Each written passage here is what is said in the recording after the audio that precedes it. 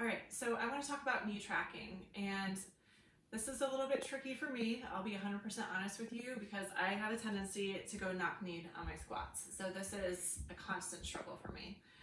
Knee tracking, what I'm talking about is actually a little bit around hip hinge, okay? And a little bit how your knees track over your toes, all right?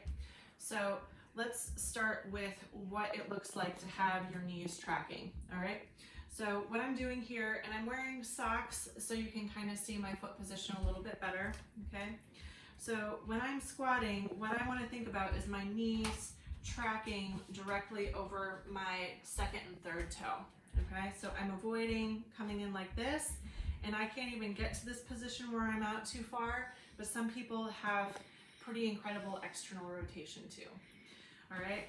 So when I'm squatting, what I want to be looking for is my knees tracking over my middle toes, okay? So, and even right there, you can see that even though I'm working really hard, they're still tracking a little bit in. But ultimately, my goal is to get out toward my middle a little bit. What can be contributing to that is I can be tight here, okay? Or I can not be activating here properly, all right? So those are two things to consider. All right, secondly, when I'm talking about tracking, I also want to talk about hip engagement a little bit. I see a lot of people who are squatting, maybe for the first time, and they have a tendency to engage with their knees first. All right, so when I'm squatting, I want to initiate the movement with my hips. All right, coming back like this. When I do that though, okay, I'm not thinking about reaching way back and coming down.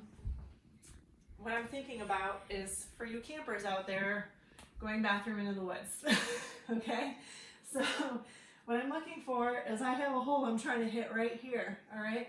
So when I squat, what I'm doing is I'm engaging with my hips, but my knees are moving, okay? So I'm here, and I'm coming down, all right? So think about going to the bathroom in the woods.